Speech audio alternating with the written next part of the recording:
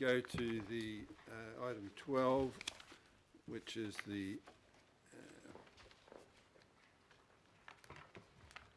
technical publications from the Research and Evaluation Unit, REMU. And you're certainly building up a good catalogue of work. So I'll ask you to present Tony Edhouse and Regan Solomon. Thank you. Yes, good morning, councillors, and through the chair. So my name is Tony Edhouse, and I'm a researcher in the Research and Evaluation Unit. And with me here is the manager of that unit, Regan Solomon.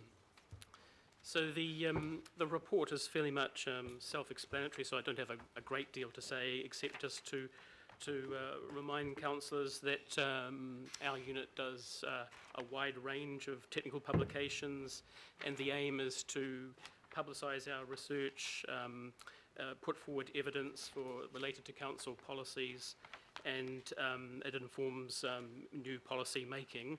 And also there are reports related to our statutory reporting obligations. And it relates a lot to the previous item that you've just been talking about in terms of where research programs come from, related to the Auckland Plan, the Economic Development Strategy, and other important strategic and planning documents. So we can help with some questions, but probably not detailed information from the reports. So is it becoming a source of people coming to you to get? Is that becoming more regular now? That updates on what information as to sourcing out these reports? In terms of public access? Yes, public access. Well, yes, they're a very popular resource in terms of the information that we provide on the council websites and our normal publishing programs. So yes, they create quite a lot of interest. Excellent. Because I think in the past, with the 8 councils before this council came together, there was a lot of stuff in repositories right across Auckland, but now we've got that ability to put it in the one central location, and it's obviously very well researched and well compiled information. So I think it'll be a good base for the future. So any questions? Sorry, Mr. Chairman, if I could just add to that. Yes, so I just endorse what the Chair's just said. In fact, I've had several comments from central government agencies that our research capacity in Auckland Council is better than anything government's got. So, and we're working together closely with government in terms of the sharing of research information, which can benefit Auckland as well as the country. So, I think it's a very valuable capacity to have this quality of research. Councillor, I've got Councillor Quacks, Webster, Holst, Mr. Wilcox. So, Councillor Quacks. Yeah, look, I'm just really impressed by the amount of research that goes on and the good work that you guys are doing. I noticed that the State of the Auckland report card is online. Is everything else online as well? Because there's no link. Doesn't appear to be a link to any of these. Are they online?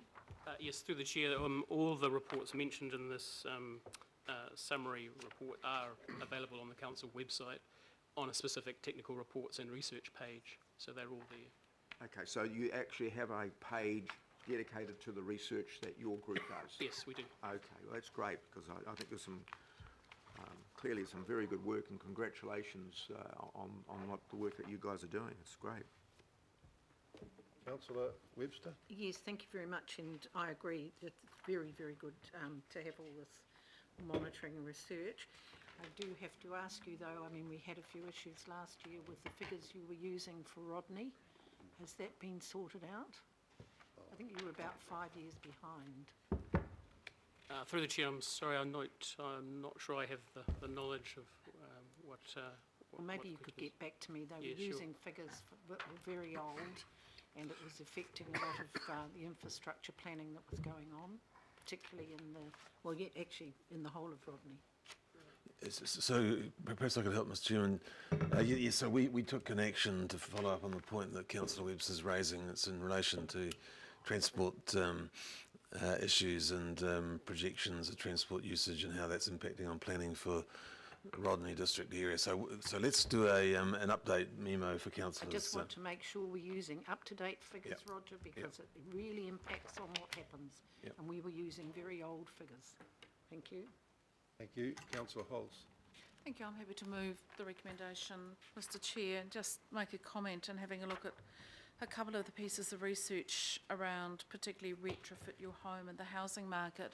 I think it's really good for us to remember that when information comes to us as part of our council reports and we're asked to make decisions, that our reports are written with a very, very good and sound research base behind them that is conducted by expert researchers with no political bias. And I think sometimes around the council table we're inclined to forget that the information that comes to us is robust, and I think it's good to remember and, you know, kind of keep a little note in our head of the work that REMU does and the huge breadth of work that they do and the fact that they're nationally respected for the standard of their research. We're not experts in this area. We may be experts in specific areas, but we have a fantastic range of experts in REMU, and I commend their work, and I hope that people have read that for each dollar that goes into retrofit your home, it returns $3.10 of social, environmental and economic value. Couldn't help but just make the opportunity to mention that. Thank you. Good work. Mr Wilcox. Yes, thank you, Chair. Through you, Chair, the research, the Maori impact statement says that you work with Te Waka Angamua. Can you give me an example of how this has been productive?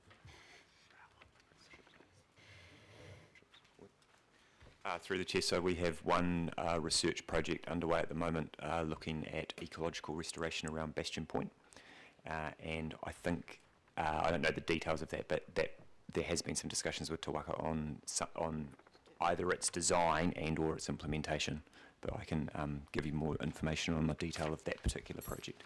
Are there any others? That's one example. Or perhaps offline you can... Well, I think Mr Wilcox is asking what involvement Te Waka Angamua have in relation to all the projects that, in designing the projects and kind of the specifications of the projects. Through the Chair, so our process will vary depending on what the research question is. So the Bastion Point example is one that's kind of been done in collaboration in terms of the design and what the questions are, and we're also, the unit is currently developing a Māori responsiveness plan and working with Te Waka to think about our processes for our research design and the research that we do to take a two-world view approach, where it's appropriate and things like that. So I can give you an update on some more depth to the work that we're doing and a bit of an overview of the process that we've got planned, if that helps. Councillor Darby. Thank you, and thanks team.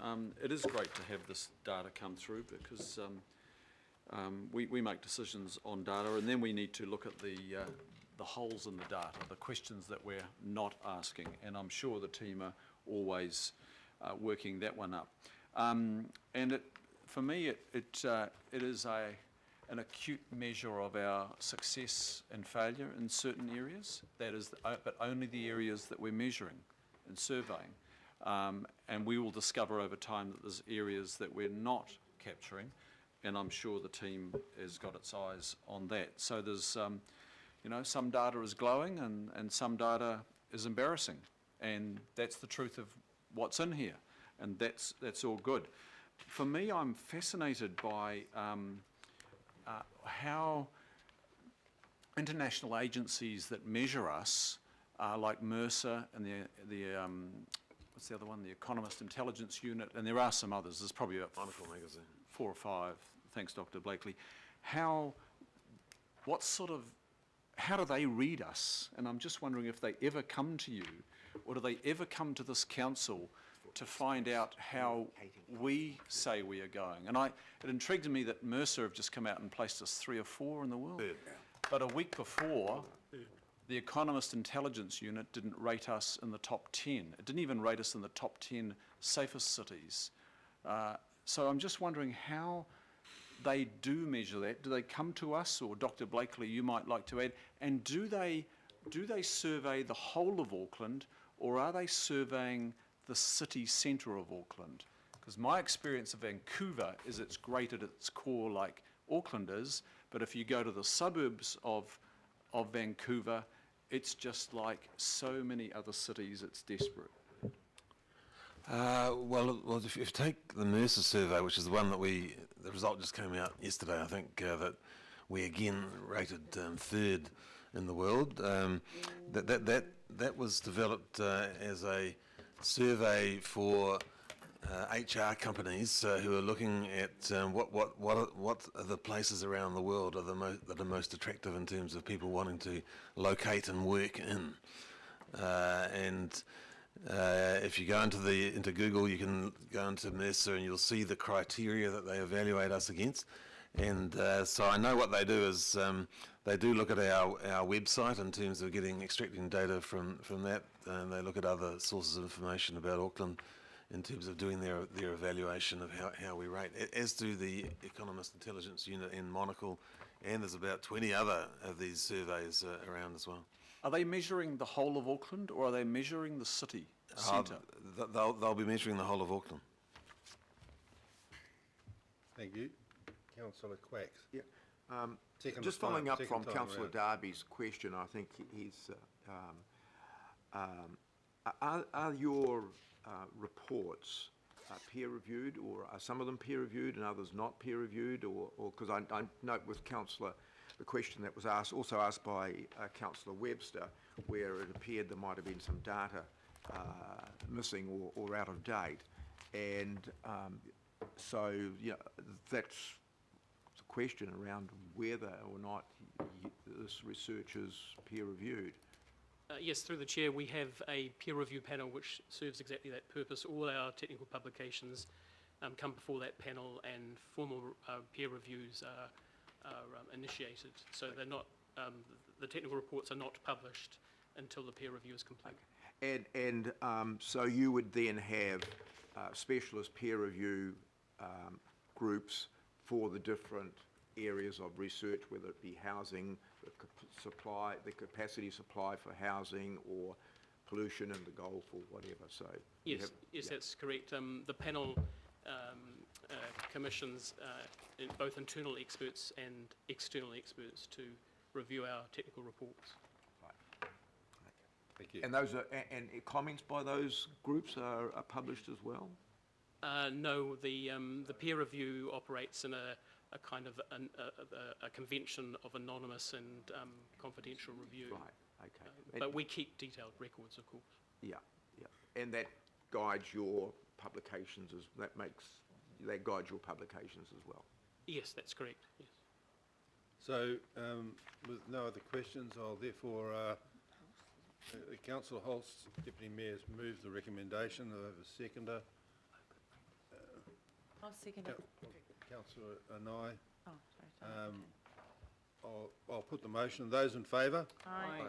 Against? Declare that carried. Thank you. Thanks very much. Much appreciated.